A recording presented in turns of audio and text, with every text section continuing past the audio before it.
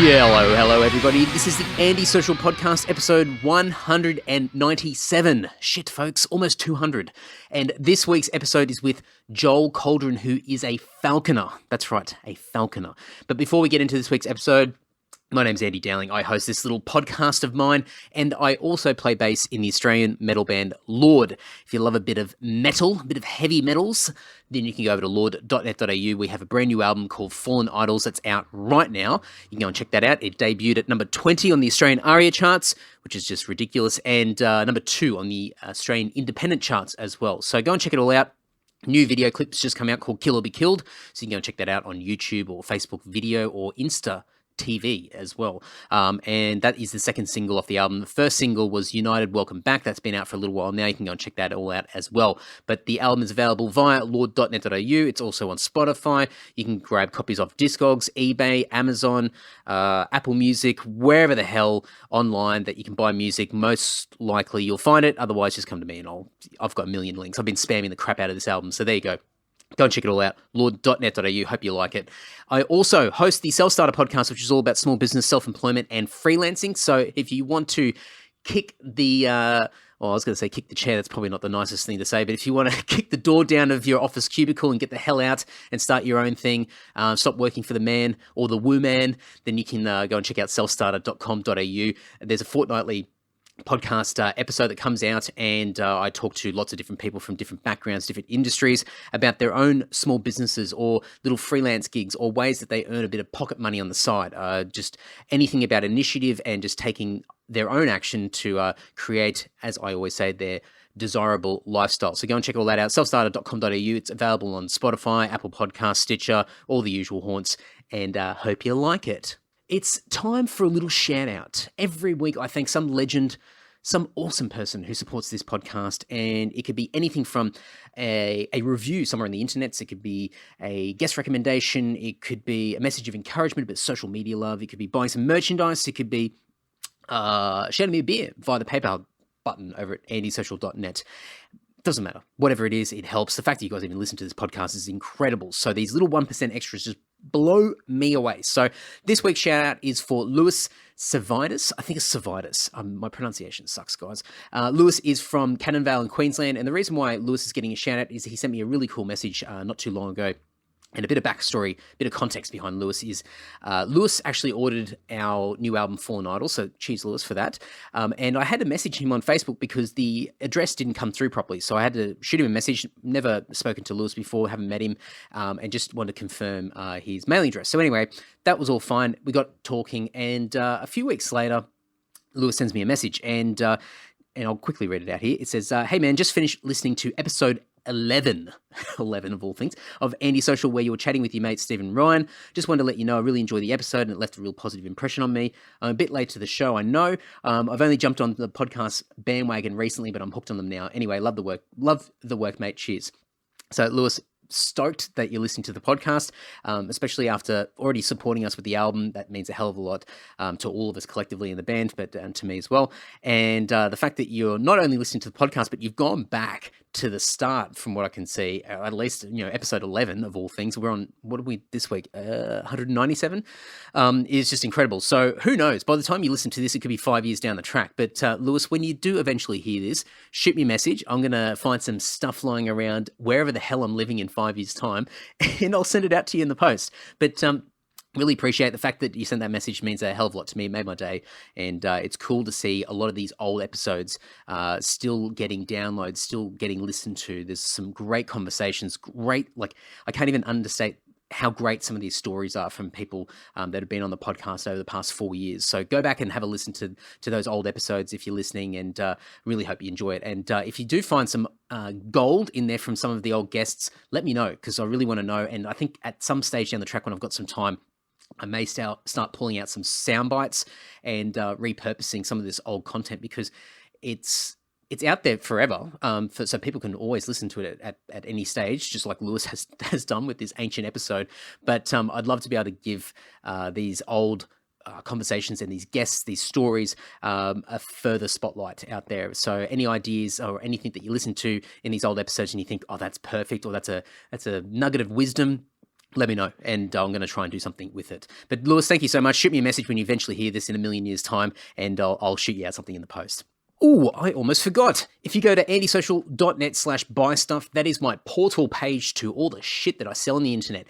Everything from merchandise for the podcast, for the band, my eBay store, my Discogs store, it's all over there. So if you want to buy, if you're a music collector, I've got vinyl, CDs, cassettes, rock, metal, punk, pop, blues, everything in between. It's all over there. Discogs and eBay, heaps of stuff. There's music memorabilia, there's old clothes, odds and ends, unwanted gifts. Sorry, folks, but stop giving me shit because it ends up on eBay. And also, obviously, the podcast and the band web stores, online stores are over there as well, the Bandcamp links. So go and check it all out. And that all either funds the band, keeps the band going, or it funds the podcast and me with all these projects that I've got happening, whether it be Antisocial Self-Starter or the video podcast series that I did not too long ago. That was all from you guys supporting me by buying a bunch of my stuff and helping me declutter. And also some of the yet to be announced projects that are coming up soon as well. So stay tuned for some cool stuff that hopefully I can pull my finger out and get finished. So lots of stuff coming, but it all helps. It's a massive help for me. And Larry in the background there chirping in. Thanks, Larry. Very timely for this episode, by the way. Stay tuned, Larry, for Birds of Prey. Actually, maybe I'll hide you. Sorry, getting off a tangent. A few quick little thank yous, little shout outs. Nathan from Abbotsford in Victoria. Nathan from Lismore Heights in New South Wales. Again, that guy's bought from me on Discogs multiple times. Thank you very much. Mark from Goolwa South in South Australia. Jackie from Eurobin. I think it's Eurobin, but it just basically it's spelled Eurobin, like almost like Eurotrash. Anyway, sorry. In Victoria, and Jarkon from Thornley in Western Australia. Thank you very much, folks. Really appreciate it. You can go over to andysocial.net/buy stuff. If you can't get through to there for whatever reason, or you're struggling with tapping into your browser, just shoot me a little DM and I'll give you some links to click on. Nice and easy for you all. Alrighty, folks. Episode 197 this week is with Joel Coldron, who is a falconer, a bloody falconer. Who would have thought? This podcast does amazing things, or just ridiculous. And I have been following Joel on Instagram for a while now. I have no idea how I found his page, but I've been obsessed with his page where he's got these amazing photos and videos of him working with birds of prey. He runs his own park called Rushmore Farm Park and Falconry Centre in Lincolnshire in the UK. He's an ex-British soldier, now a falconer, and just an incredible guy, like a real fascinating guy. And for somebody that lives in Australia, I mean, I'm sure there's little groups of people that do falconry, but I've never been exposed to it. I knew bugger all about it. And with as far as sort of Britain is concerned, it's been a big part of British culture for the past several hundred years, and so it's a lot more common over there. But Joel's trying to bring more awareness to, I guess, the work of falconry, taking care of birds of prey, because apparently it's really easy to pick up a bird of prey in the UK, but unfortunately not a lot of information out there when it comes to properly looking after these birds. So he's trying to bring a lot more awareness to the topic, bring a lot more education, and hopefully, in turn, make sure that a lot more of these birds are protected and looked after properly. So his Instagram page is incredible. You've got to go and check it out. I'll put links in the show notes. I'll try and, Joel_Coldron_Rushmore_falconry. Just go to the show notes, folks. You can also check out rushmorepark.co.uk. He's got a YouTube channel that he's just launched a few weeks ago, so you go and check that out. Really, really cool stuff, and we talk about that in this chat. Just a really, really fascinating guy. And I mentioned in this podcast, or he mentioned to me, and I've given him a task. He takes his birds down to the local pub when he goes and gets a pint of beer. So I've told him to get a photo and send it through. So depending on when you listen to this, go and check out the show notes, because when he eventually sends me a photo of this, I'm going to add it in there. So go and check it out, and I can't wait to get that photo. Crazy. But everything will be in the show notes over at andysocial.net. You can find Joel Coldron on Instagram, on YouTube, on Facebook. I'm not sure if he's on Twitter. I'll double check, but otherwise check the show notes. It's all over there. Anyway, enough crapping on from me. Please enjoy this great chat with Joel Coldron, the Falconer.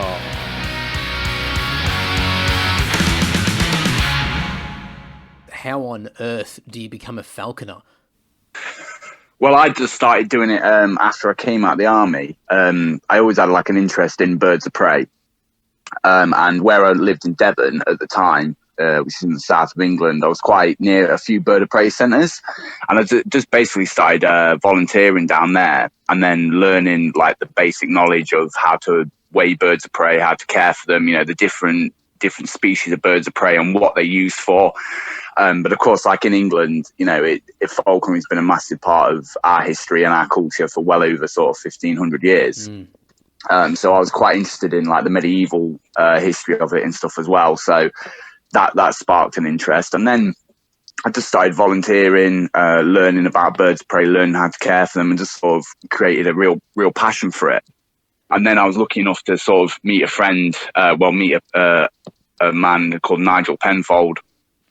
He owned a company in Devon called North Devon Hawk Walks, and he used to take people out on like little hunting trips and little flying trips using Harris hawks.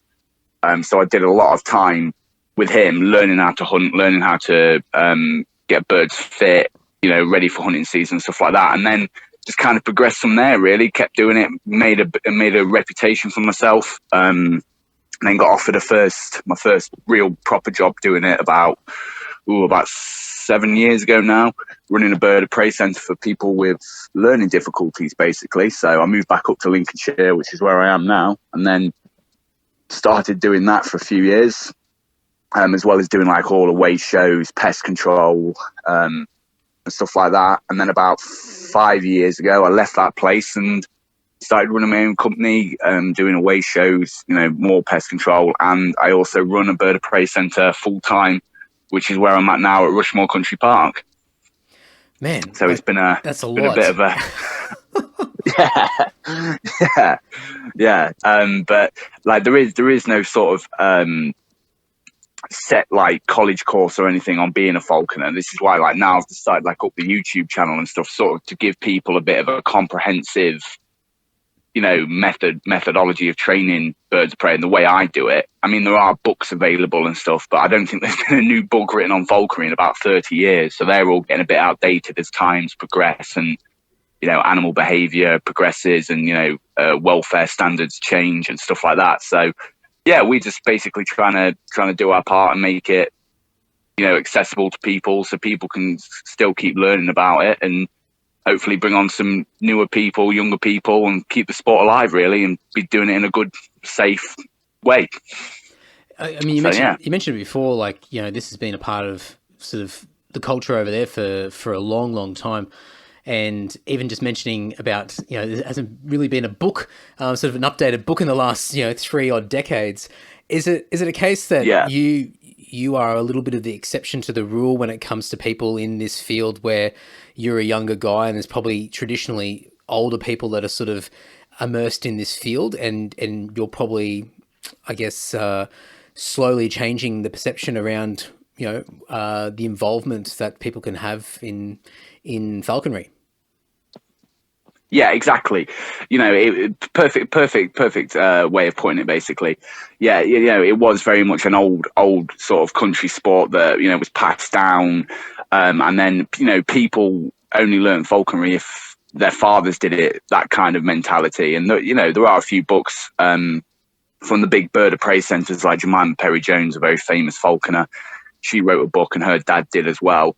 But I think like now, people are still wanting to do falconry, and I think like now with the access of social media, people are seeing, say, videos online of people flying birds of prey or documentaries and thinking, do you know what, I'd like to get into that. And then they're coming to get into it, but there is no sort of, starting point for them.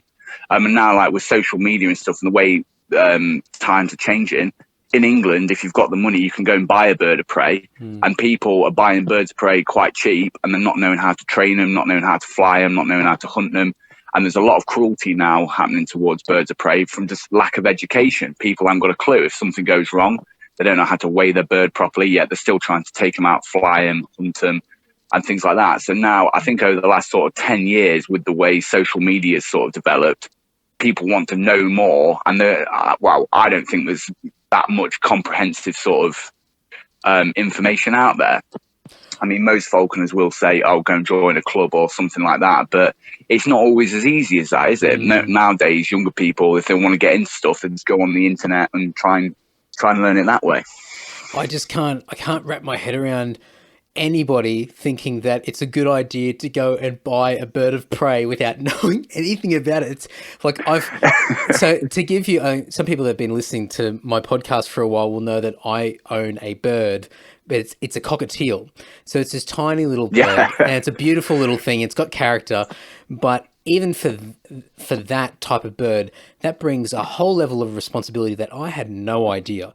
And the level of stress that I have for this bird to make sure that the bird is healthy, and birds aren't, and I know I'm preaching to the choir here, but birds aren't like a dog or a cat or another animal where it's clearer to see sort of signs of distress or pain or anything like that. They kind of hide a lot of this stuff. And I just look at birds and I think they're such a complex creature, and to really sort of up the ante to then talk about a bird of prey would just, I just can't wrap my head around how anybody could even think of going down that path without knowing all of the education around it. Exactly. And you never do stop learning. And unfortunately, now people, I think when I was younger and just getting into it, there wasn't anything, if you really want to if you're passionate about birds of prey and you really want to do it in England, you go and seek the proper advice, and then you either kind of get shot down because people are like, well, I don't know you, blah, blah, blah, blah, this is a country sport and all this kind of stuff. And then people are just saying like, oh, okay, then you can go and buy a Harris hawk in this country for as little as sort of £100. And then they just think, oh, it's just a bird, I'll have a go myself. But you're right, every bird of prey requires massive amount of knowledge, and you're always learning. I mean, I'll say to everybody, I've been doing it nearly a decade now, and every single day I learn something new. It's, each bird's different, whether it's an eagle, you're flying a falcon, a hawk, they all fly differently, they all chase different things, they all require different care. And like you say, a bird of prey will just sit there if it's dying of cancer, and it will just sit there looking completely healthy until it drops down dead. So you've got to learn how to care for all your birds properly, and spot them signs the best you can. And I think, as opposed to everybody sort of going off on their own and trying to learn the sport, I think I'm trying to sort of create a community where people can sort of see the way I do it. I mean, I'm not saying my way's the best way or the right way, but it's the way I've done it for all of my falconry career, and it works for me. So at least people, if they wanted to know how to cast a bird properly or look after a bird or weigh a bird properly or some of the equipment that you need to actually fly a bird safely, I'd like to think that they can come to the Instagram or the YouTube channel and actually hopefully learn something to stop cruelty in the birds and people doing it wrong, basically. Well, I have no idea how I came across your Instagram page. It must have been just me just whoring myself out on Instagram, following random people. But either way, I came across you, and I'm sure it's the same with anybody that sort of comes across your page and just looking at these amazing birds and just going, what the hell am I looking at here? This is incredible.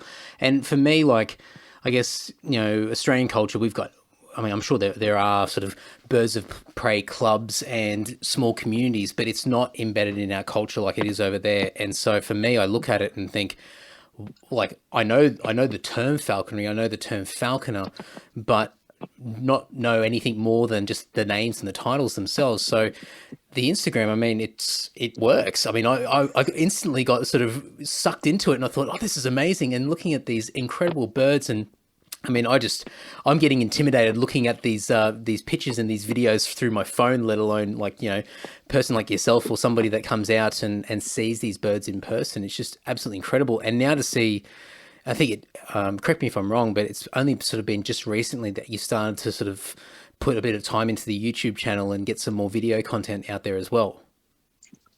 Yes, yeah, that's correct. I've been wanting to start a YouTube channel for quite a long time, but I just wanted to wait and sort of do it in a sort of a proper way. And yeah, I think it's only been around for, I think this is the second week on it now. And I was kind of put off a little bit in a way, because I wanted to put out sort of a comprehensive way of teaching people.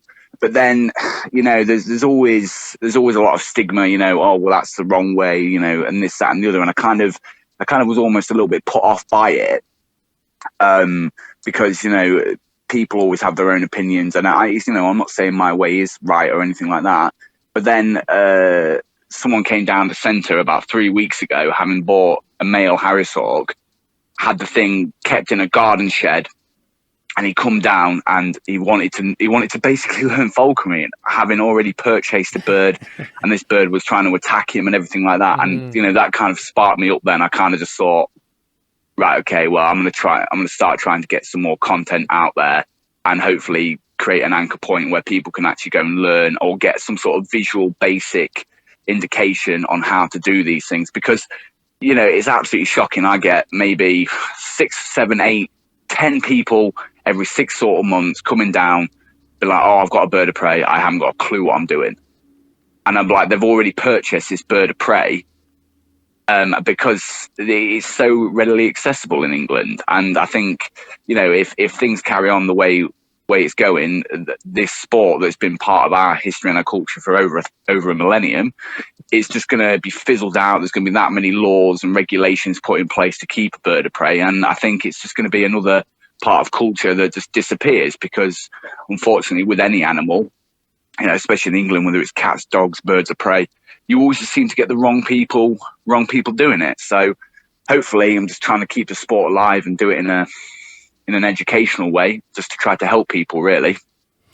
I see that with a lot of different niche interests and groups out there, where, especially stuff that's sort of traditionally been, our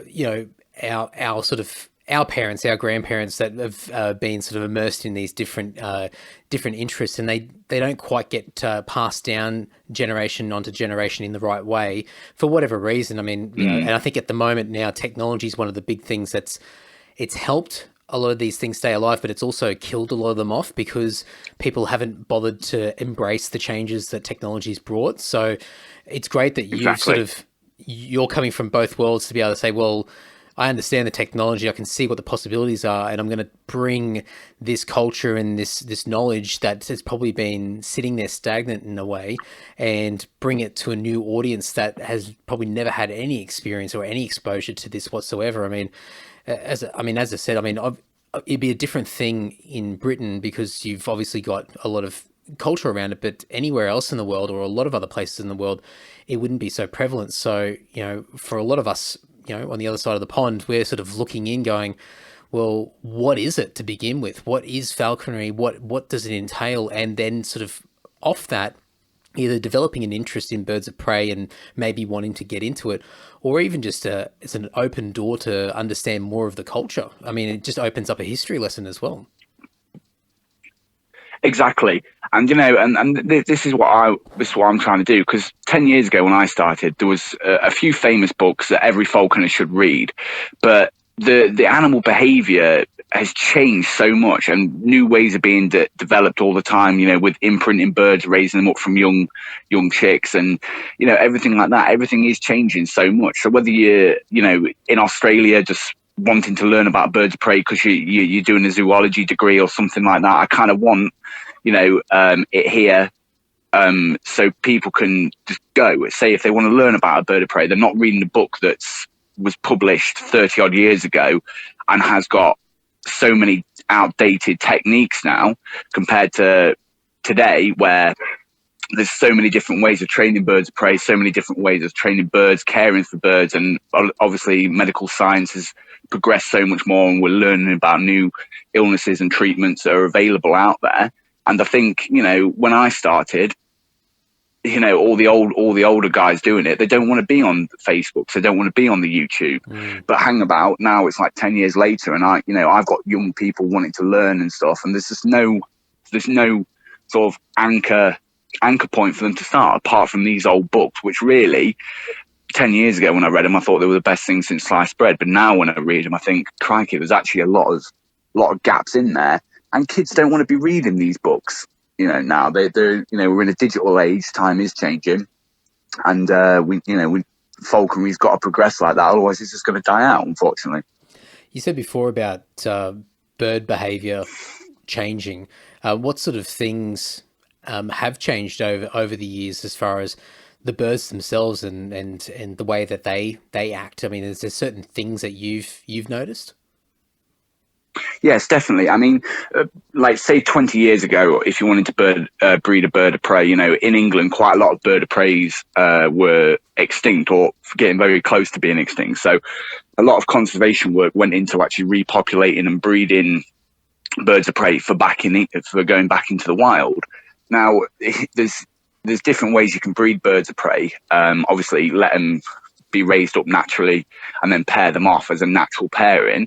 But then you can also imprint a bird where you actually raise it yourself, train it, fly it, be a part of that bird's life. And then when it hits breeding age, it actually starts to want to breed with you. So they can stand for artificial insemination and, many, many other breeding techniques like that. And, it teaches you so much more about the behavioral aspect of the birds because you're raising them up, and the temperament difference between imprinting and parent reared can be colossal. And it's just opened up a completely new level of intelligence, and bringing these birds on in a completely different way. Has the imprinting side of things, has that been, and I'll be careful the way I say it, but has it been sort of a negative thing in some ways, or is it sort of not necessarily? Like with all animal things, it has its pros and its cons. The problem with imprinting is it's great for breeding aspect. It's great for conservation work. If you want to get breeding lines up for a bird, imprinting it is the way forward. But obviously, when you're raising that bird up, you have to be able to raise it properly. Because, say, with a goshawk, for example, if you're imprinting up a goshawk, they naturally have loads and loads of aggression. They've got a really, really strong hunting drive. But when you're raising it up yourself, they grow up pretty much fearless. So they have no sort of fear of people and stuff like that. So unless you're hunting that bird properly and giving that bird the stimulation that it needs, it can get very, very aggressive, very frustrated. So imprinting, I always try and say to people, like, you wouldn't get a puppy and then just lock it in a room for 8-9 hours a day and then expect it to be a well-behaved, rounded dog, especially with a child, and that kind of thing. So when you're imprinting a bird, especially when I'm doing it, they are with me 24/7. They go everywhere I go. If I'm off down the pub, they come with me. If I'm off out for a dog walk, they come with me. Do they go to the pub with you? Yeah, definitely. What, the more you can immerse a bird, just either on the glove or just take them down and sit in the beer garden. Because you're exposing that bird of prey to like people, to everything like that. So it's all enrichment for the birds. They love it. They're inquisitive. They like to see things. They like to do stuff. And then when you're raising it up, you give it a good hunting career and allow it to hunt and exercise its natural behaviour. And then you end up with a perfectly rounded sort of bird. And especially like with goshawks and falcons, it works ever so well.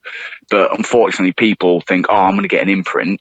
They buy it and they don't realise how much effort and energy goes into raising them. And it is like a child, basically. And then, they do it wrong. But they do it wrong because they don't realise the commitment that it takes. And I think that's sort of the bad thing about it, really. People buy imprints because they're small and cute and this, that and the other, and then they don't realise that they have to be with you a lot of the time, like a child or a puppy or something like that, and then they just put it to one side, and then by the time it's fully grown, it has no sort of enrichment. All it's seen is, say, like an aviary, and then you take it out hunting for the first time or trying to fly, and it's just really scared of everything and really aggressive, unfortunately. So, they're not domesticated animals. They are, aggressive animals. And you always have to sort of remember that with them. When you mentioned that you sort of had a bit of an interest in birds of prey before you started to volunteer for it, but did you have any exposure to these types of birds when you're a child or when you're growing up? Because I sort of look at these birds. I've never sort of come into close proximity to a bird of prey, but they're intimidating creatures. They are, a normal bird can be a little bit skittish at times and you sort of think, oh geez, like I don't know how it's going to react. But A bird of prey. I mean, these are little machines that can inflict a bit of damage, and obviously there's a lot of myths around them. But they're powerful creatures. Were you ever intimidated, sort of in the early stages of learning and being around these birds? Oh, yeah, without a doubt. I still am. I still am now. But I always found that, that was always the biggest draw to me with birds of prey. I mean, when I was a kid, I was raised in the city, didn't really have any exposure to birds of prey. And then when I was growing up, especially when I was a young kid, all you heard about birds of prey was they were nearly extinct on the news. And, that's, to me, that is the biggest draw of falconry. You've got this animal that can never be tamed, really.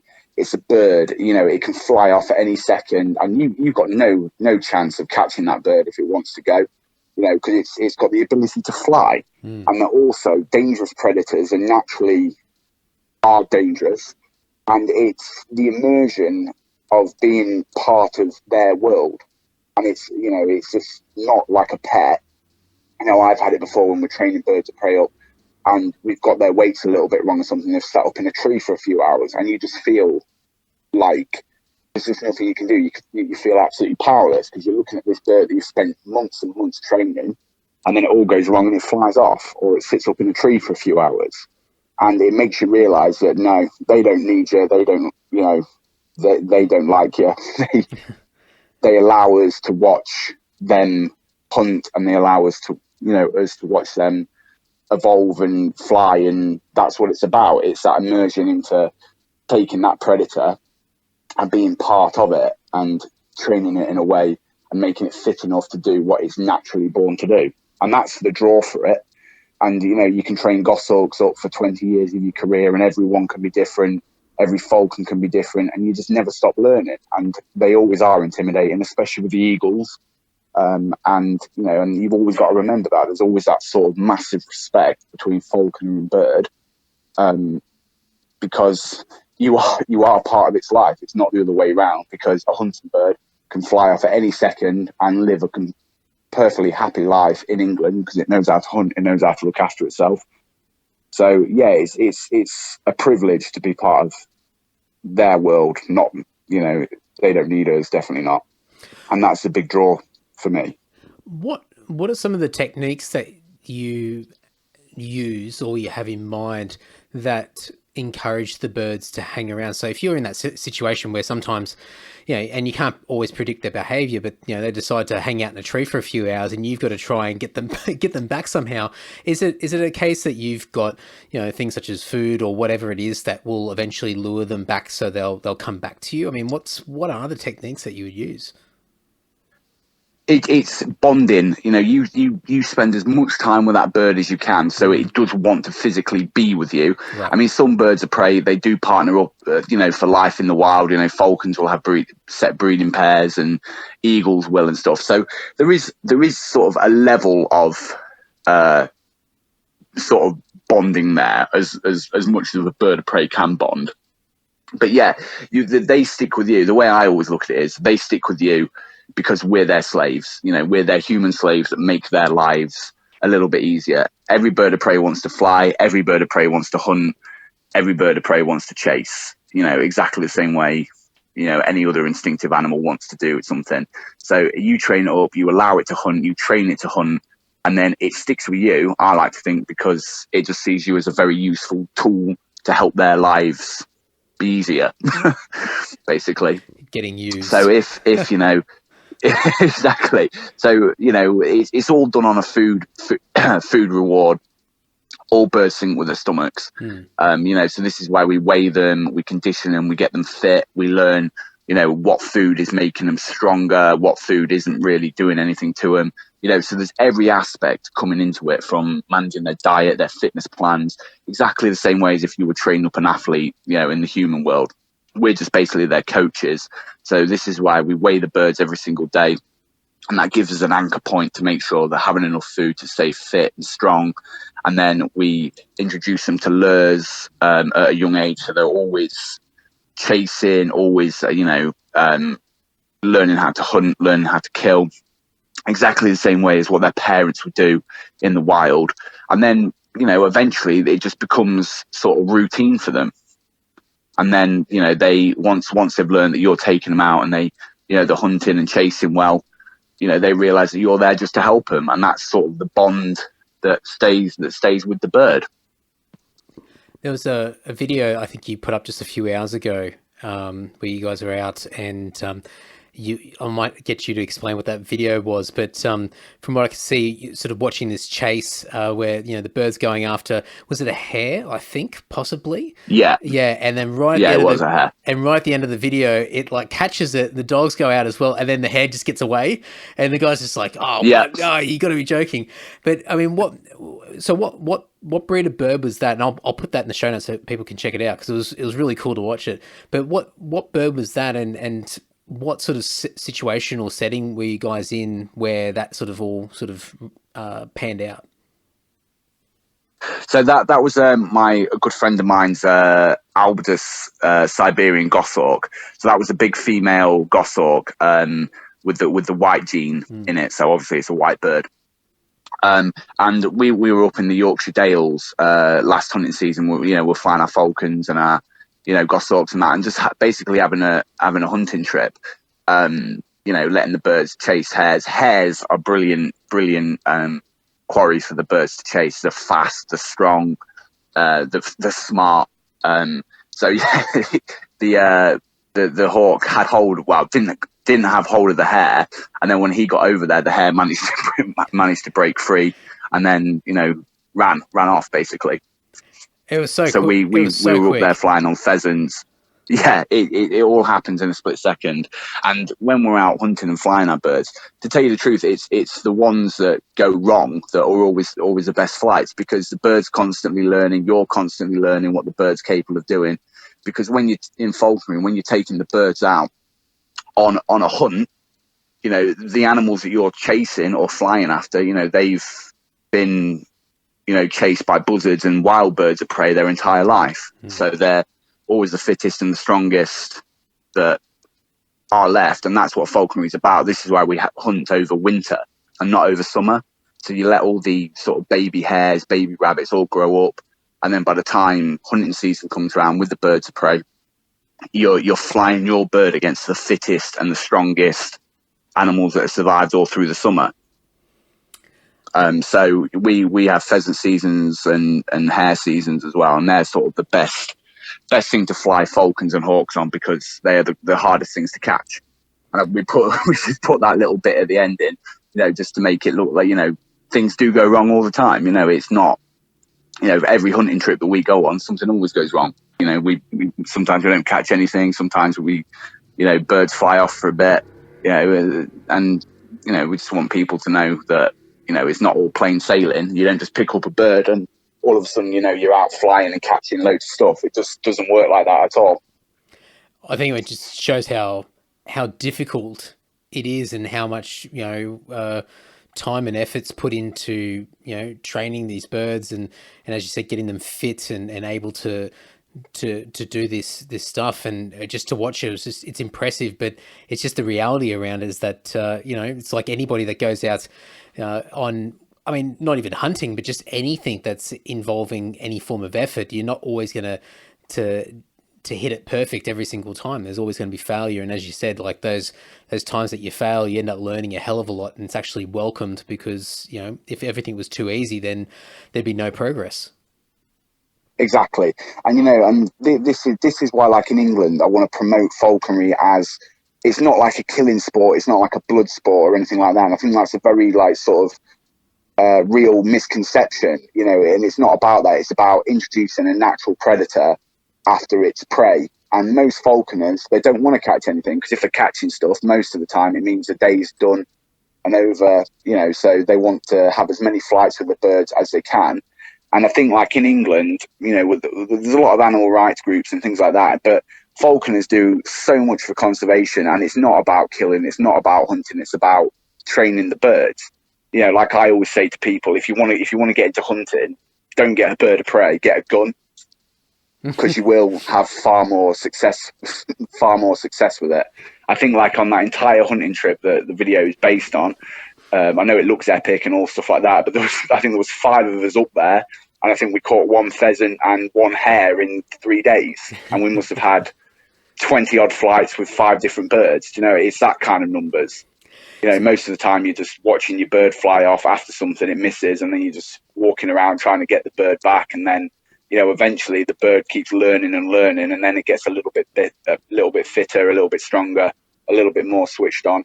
But I mean, I always allow sort of at least three hunting seasons before a bird really starts learning and starts switching on properly. So it's not an easy thing. Falconry, you know, is a lifestyle choice with, you know, your bird of prey, and your bird of prey comes above absolutely everything. And it, you know, marriages break down, you know, relationships break down, and most falconers, good ones, have that kind of level of dedication, because that bird is your partner, and that's, you know, it becomes obsessive. You know, watching these birds fly. You know, people in England, they go all over the countryside with their cameras and telescopes, just trying to get one glimpse of a peregrine flying. You know, as falconers, we're lucky enough to be able to see these birds of prey that, you know, BBC spends millions on trying to get documentaries on and stuff, and we're in this world where we're just watching them, and they're working with you, and they choose to come back to you. You know, and it's not like a dog that, you know, relies on you and is loyal to you. You know, you're part of the bird's life, watching it do its thing, and it's just breathtaking, some of the flights you can see. I mean, watching just some of the short clips and just seeing these birds in action, I'm just like, I've just never personally been exposed to anything like that. So for somebody that's completely on the outside, it's incredibly impressive. You're just looking at, oh my God, this is so cool. And so even for me now, like, so I live in Sydney, but for the last few years, I've lived a couple of hours south of Sydney down the south coast. And I've noticed, sort of driving along the highway, a lot of, and I probably should actually know what type of bird of prey it is, but I'm assuming it's some form of kite, and we watch them hovering over the side of the road. You know how they sort of just, where they're about to pounce down or dive down to go after something, but they sort of hover and just flap their wings, and it's sort of like this telltale sign that that's a bird of prey, because no other bird really does that. And I've only sort of really started to notice that now since watching some of your stuff, because I've just developed this interest, because I've, I guess, never paid attention to anything like that. So it's just really cool to be able to sort of be just amazed at what these animals can do. It's just super cool. Yeah, exactly. And you know, and that really makes me happy that, you know, it's opened your eyes up, and, you know, and it's now you're aware of all these beautiful birds of prey, because there's thousands of species of them, and they're all amazing in every single different way, and they're all, you know, brilliant. You know, no matter what bird you want to go into flying, whether it's hawks, eagles or falcons, they'll give you such enjoyment over a sort of 15-20 year hunting career.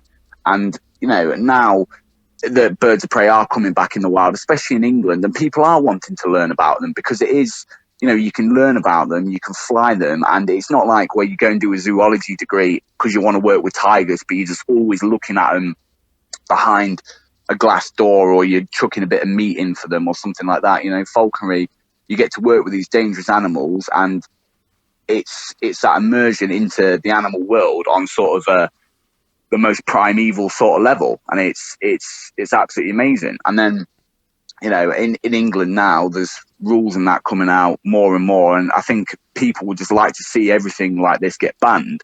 But, you know, 900 years ago in England, falconry was saving tens of thousands of people from starvation, because, you know, if you didn't have a bow and arrow and guns weren't invented, you know, birds of prey were an excellent method of actually going out and trying to put some decent meat on your table for your family. So it's the bottom line is, it's always been there, you know, for thousands and thousands of years in many different cultures around the world.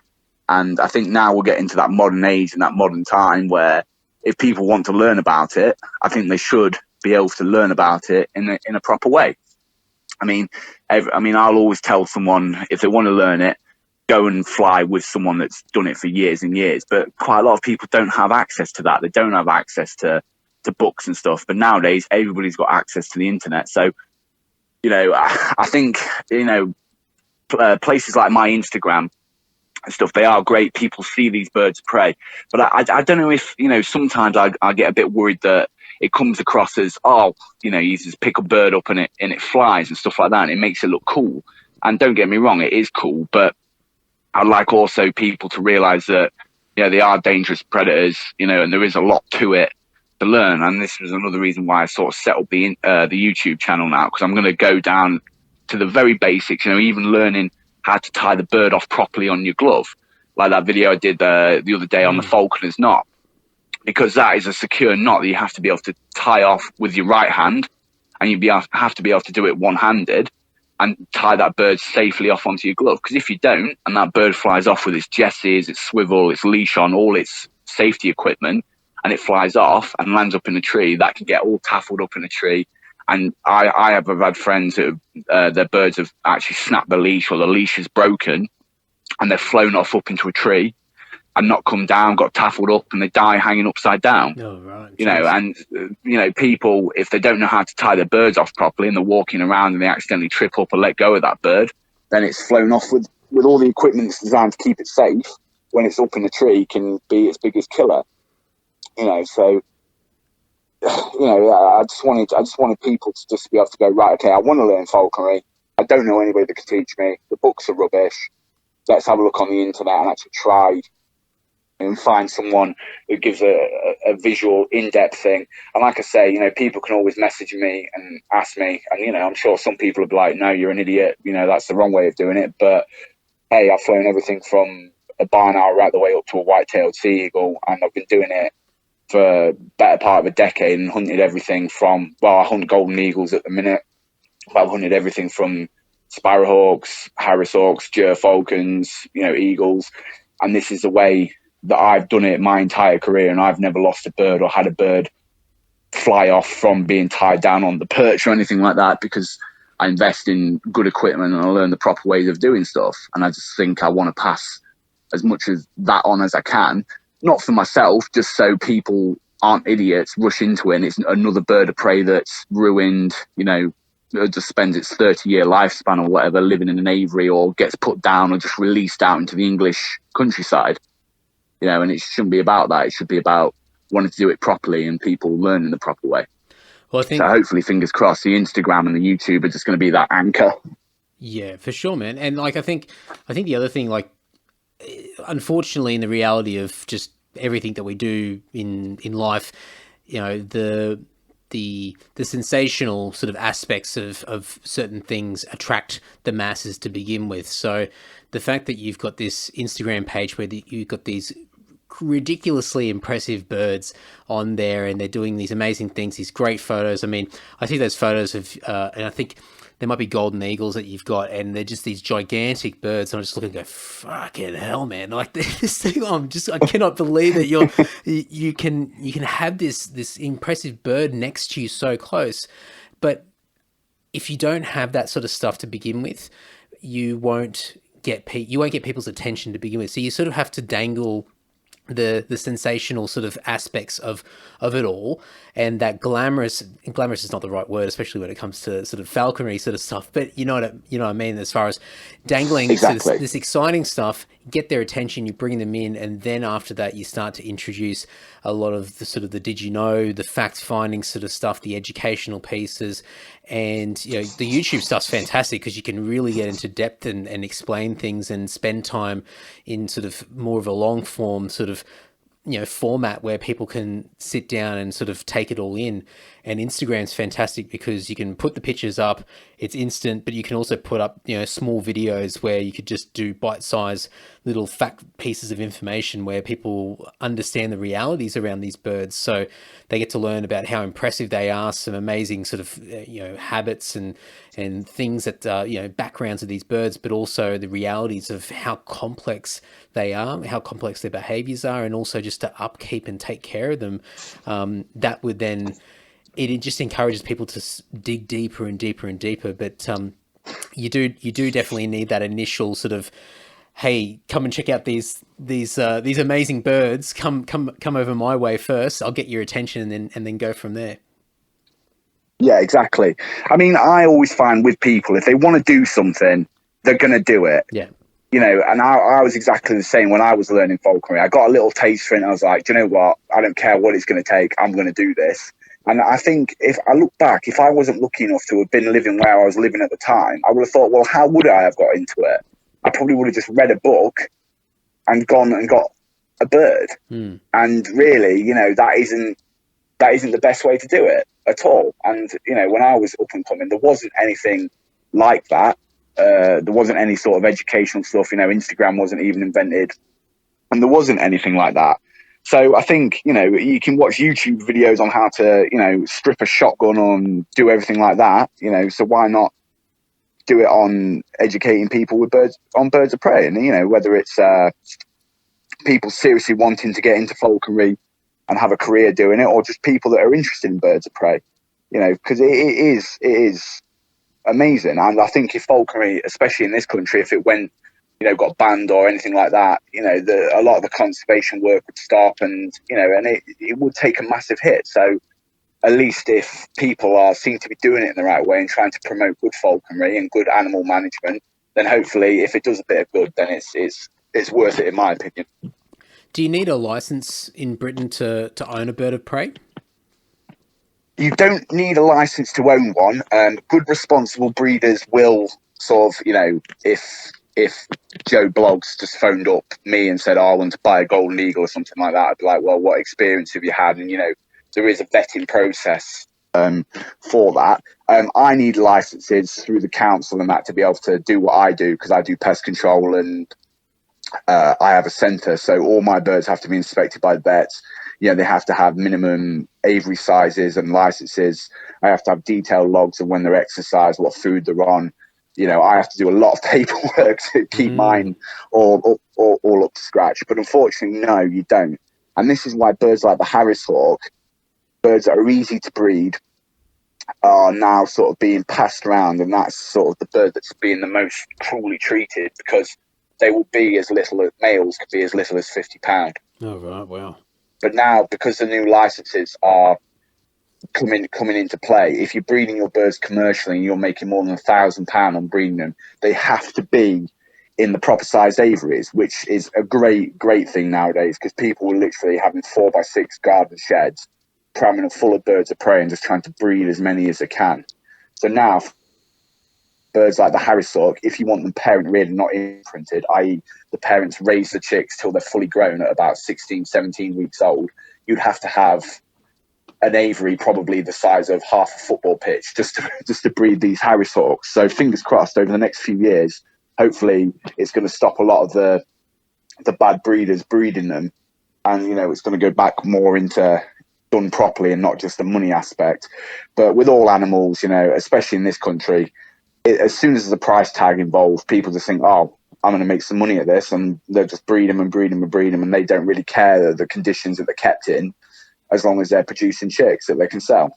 So there is a lot of that. Well, I think if anyone's going to, you know, put their business hat on and look at it from a money point of view, I think, you know, the real money sort of long term won't be so much, you know, the sale of the bird and trying to breed birds, but actually sort of providing resources and facilities and appropriate sort of appropriate habitats for these birds in order for people to properly care for them. And I think if, you know, that's probably where your money's probably going to be made sort of long term, having that sort of support network in place for people that are interested, because, you know, I guess people that are trying to sell birds to make money are probably looking at it from a short term point of view, make some quick money and move on. But I think, you know, if there's regulations being put in place and better licenses as far as, you know, making sure that people are held accountable for looking after these birds, then there's probably going to be a lot of positive opportunity out there to be able to have different things in place that people can properly care for them. Exactly. Yeah. And that's what needs to be done.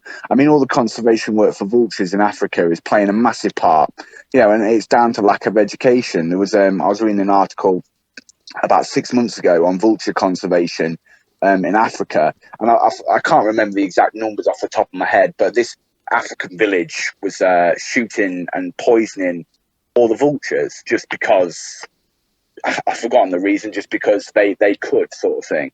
And they wiped out pretty much all their vultures in their sort of local community, and half of the village died then of dysentery because there wasn't any vultures around, clearing up all the dead carcasses from animals and things like that. And the dead animals actually ended up poisoning their water supply because the vultures weren't there clearing up all the rotten meat and stuff. So, vulture conservation is a massive thing in England as well. The peregrines, like I say, were nearly extinct. Goshawks were completely extinct in this country, and now they're on the rise because falconers and breeders,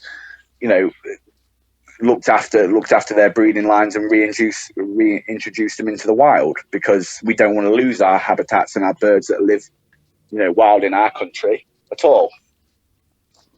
You mentioned before that you've flown all these amazing birds over the years. Are there particular breeds of birds of prey that you specialize in, or you have more experience with, or they're, or a really crap way of putting it, your go-to birds? Well, see, I've got a passion for eagles.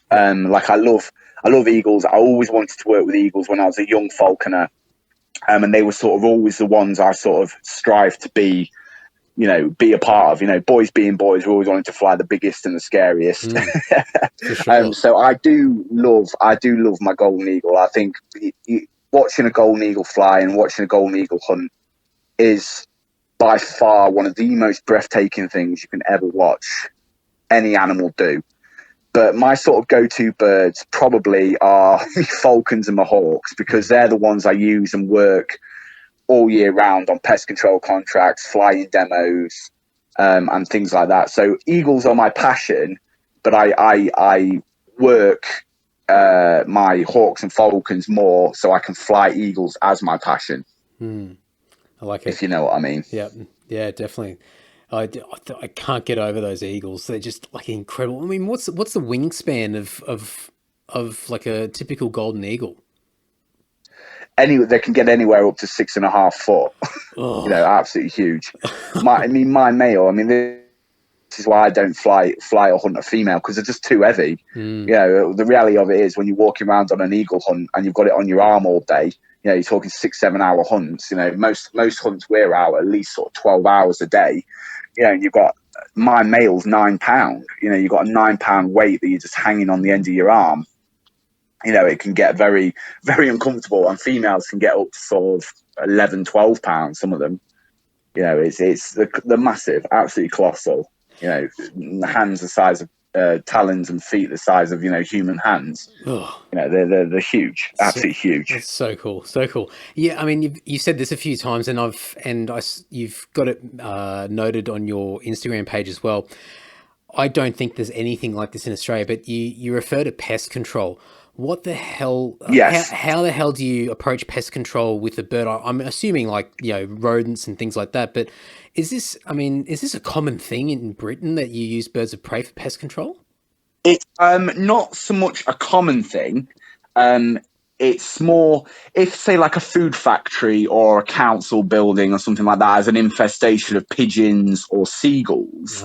I do environmentally pest control, where we take the birds down and we basically scare off the seagulls and the pigeons.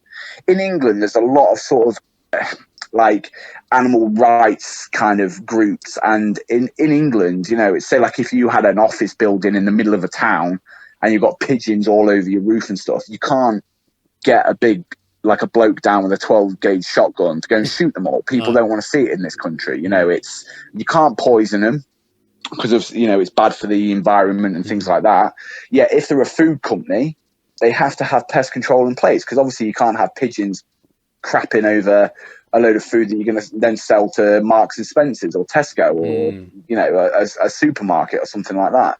So what we do is, over the breeding season, we take our birds of prey down, because every pigeon's scared of a falcon and a hawk. It's their natural predator. So we go down, we disrupt all their breeding season, we scare off the pigeons, we scare off the seagulls, and then the seagulls and the pigeons don't want to breed there. Exactly the same way you would want to move into someone that was like a criminal and, shooting, people every night, and people wouldn't want to move into a really rough area unless they have to. And it's exactly the same sort of for the pigeons and the seagulls. We make it really, really dangerous for the seagulls and the pigeons and the other pest species to live there, because we've got birds of prey flying around, and then they choose not to breed there. They clear off. So you can actually move on entire breeding flocks of pigeons and seagulls without actually killing a single one of them, just by sort of introducing predators there and managing the breeding habitat over the breeding season. Over what period, there's probably no job that's typical when it comes to this sort of stuff, but I mean, over what period of time would it take to be able to fix an issue where you've got this using that example of a factory that's producing food and they've got an infestation of pigeons there? I mean, how long would it typically take to try and resolve it? Unfortunately, with pigeons, normally if you've got a bad pigeon infestation, it's pretty much an all year thing, because most factories these days are warm, they're insulated. I'm doing a big company at the minute, and it's all sort of indoors, all heated pipes and everything like that. And the pigeons continue breeding pretty much all year round. So we constantly stay on top of that all year round, because if you give them a couple of months to nest and hatch again, you're going to have loads of problems again. But normally, you start around March and finish around September. That's kind of like the main sort of breeding season for gulls and pigeons as well. But pigeons are literally like rats. They breed incredibly well. They have lots of eggs. And they're hard to get rid of. They're not scared of much. If they're being fed by people by like a river or something like that, they have no sort of fear of me being there, because humans feed them. So they can be quite stubborn to actually move on. So with pigeons, it's a case of just got to stay on top of them. Seagulls, on the other hand, if you disrupt their breeding season, they come inland to breed mainly. So if you disrupt their breeding season from sort of March to September, that kind of time, the next year they don't want to come back. So depending on how big your problem is, I've done really bad infestations. And you think, oh my God, I've never seen so many seagulls in all my life. But then the following year they have you back, and there's sort of maybe 35%, 50% less seagulls. You do that again, and then within sort of a year or two, the seagull problem is pretty much non-existent, because you've affected their breeding season for sort of a year, 2 years on the trot, and then they just clear off and go somewhere else. But it's a constant thing, with rats and anything like that. If you stay on top of it, you don't have a problem. If you don't stay on top of it, they breed and breed and breed, and then you've got an infestation before you know it.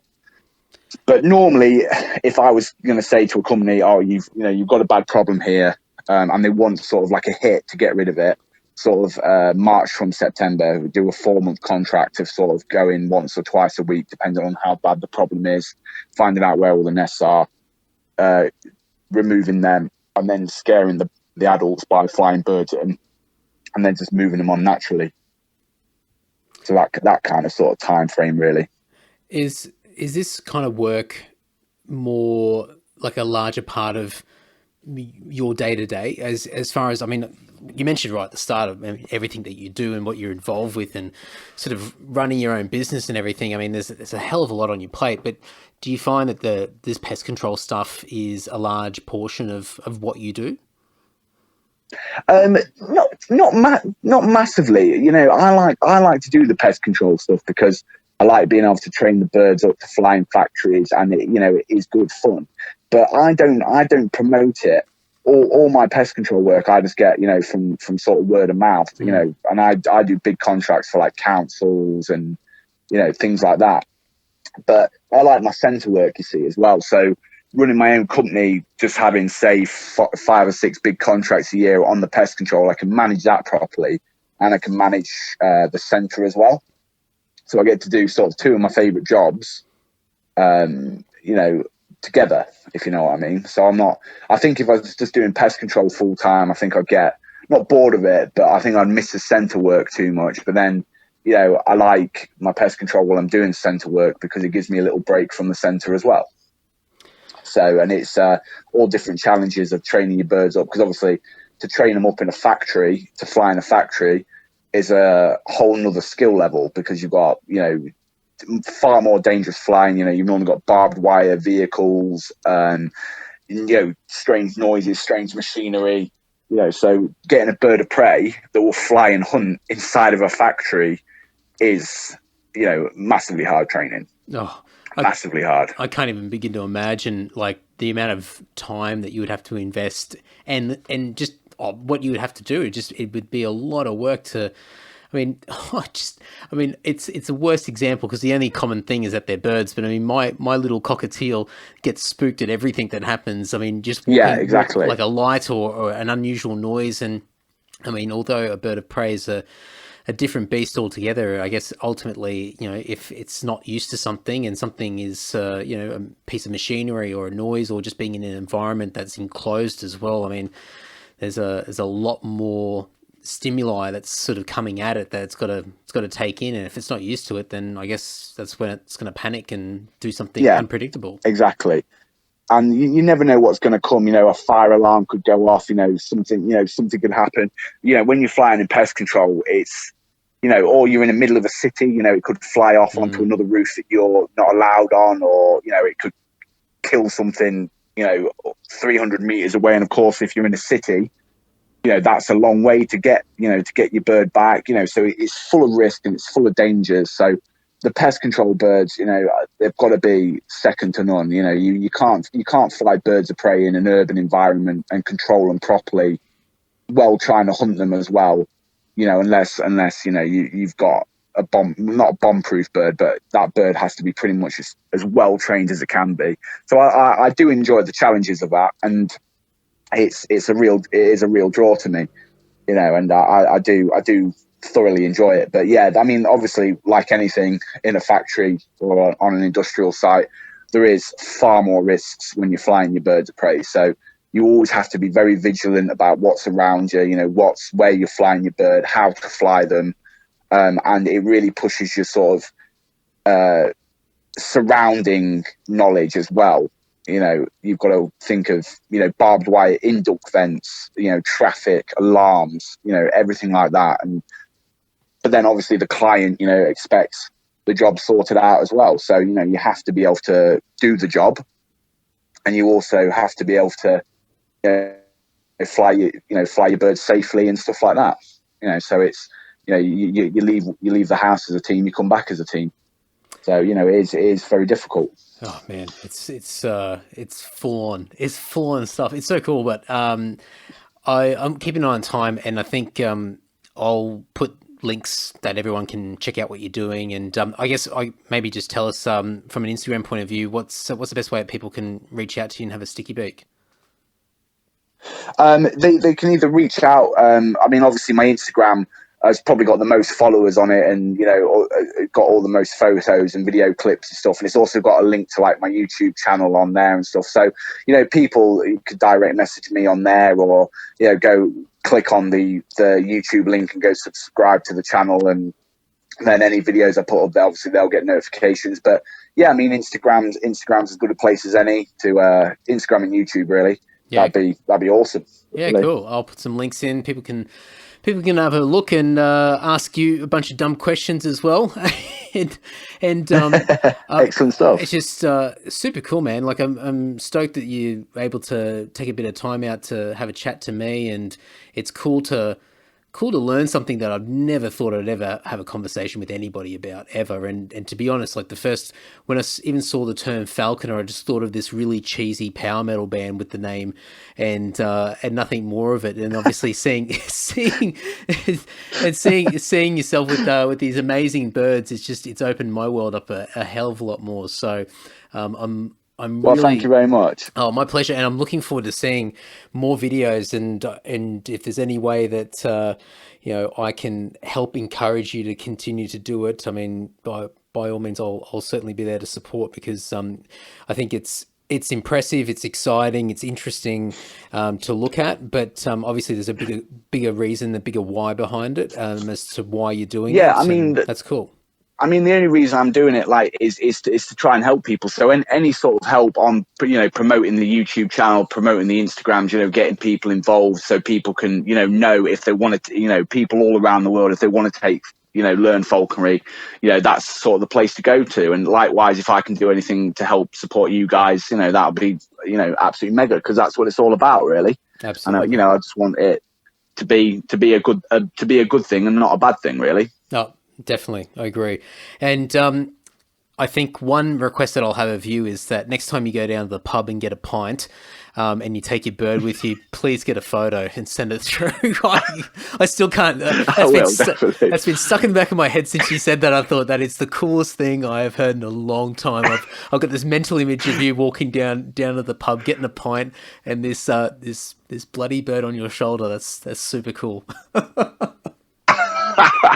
Yeah, believe me, it happens a lot. So yeah, I can sort that out for you, no problem.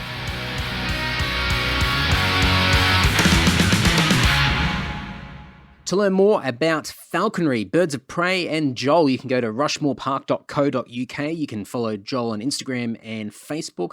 You can just search for Joel Coldron. Otherwise, it's Joel_Coldron_Rushmore_falconry on Instagram. But I'll put all the links in the show notes. I've put a bunch of photos from Instagram in the show notes as well, so you can have a sticky beak, some crazy photos of Joel with some incredible birds, like just scare the fuck out of me. So it's incredible. So go and check all that out over at andysocial.net. And I hope that I can get a photo of him down at the local pub with a pint of beer and an eagle on his shoulder. Just be ridiculous. Anyway, crazy stuff. Okay, a few updates before we wrap it up. New video clip, Kill or Be Killed, is out right now. It's through Facebook, Instagram, and on YouTube. Nice and easy to find if you struggle. I mean, I don't know what's wrong with you, but flick me a message. I'll find a link and send it through to you. New album's going really well still. Thank you so much. Getting a lot of referrals from mates. If you've got a friend out there who you think would be keen on buying the CD, yes, old school, let me know, because I'm hooking people up with some referral goodies and freebies and stuff like that. Trying to expand that network, clear some more CD stock, and just keep this whole momentum rolling or doing something, whatever momentum does, So contact me if you've got any ideas of getting word out there. If you know any mates that you reckon you could twist an arm and buy a CD, let me know, and we'll work together and I'll hook you up with some freebie stuff. What else is happening? Self-Starter is still going, so episodes are coming out. Just go and check all that out, selfstarter.com.au. Season 2, we're in the midst of at the moment. You can still go and check out Season 1. So thank you so much for everybody that's been listening to that and sharing those around. And I think that's almost about it. I'm working on some artwork at the moment for this other podcast series that I'm about to release. It's a 10-part podcast series. It talks about a topic that is... it's a bit of a nostalgic trip for old school metalheads. I'll leave it at that. I'll explain more later on, but I'm working on the artwork at the moment. It's completely recorded. I'm just listening back and writing out some edit notes, but pretty much everything's almost ready to go. Just once I get the artwork together, then we'll see how it all pans out. But I'll probably be looking at a late September release of that podcast series, and I'm still working out what the best way of releasing that is. I'm kind of thinking that I could just release all 10 episodes in the one hit and just unleash it, or do the normal drip feed week on week. But I'm thinking maybe the latter's probably smarter to do, anyway, I was going to say not blow my life straight away. So anyway, that's a lot of thinking out loud there. So stay tuned for that, but really looking forward to sharing that with you, especially all my mates out there who are metalheads. There's some really cool stuff coming, some really exciting stuff. So that's in the works. The podcast video series, go and check that out. Share that to a mate who's been talking about starting a podcast, 11-part video series, about 2 minutes a pop. And you can find that on YouTube and Facebook. Just search for my name and podcasts, and should be able to find those videos pretty easily there. Mailing list is still coming. Yeah, I know. It's coming. Go and sign up for the mailing list over at andysocial.net or andydowling.net. You'll get a little PDF download that's got some detailed notes from the Getting Into Podcasts series, some stuff about Self-Starter, Andy Social Lord. It's all in there, so you can go and check all that out. And eventually... when I pull my finger out, you'll start getting little newsletters from me once a month, little snapshots, giveaways, exclusive little tidbits of information, and just a good way to keep you up to date with what's happening in my world. But that's coming eventually. I'll get there. Just got to tick a few things off the list first. But I think that's enough for this week. I've got another cracking episode next week. But until then, I'm just going to stop talking. So catch you later. Bye-bye.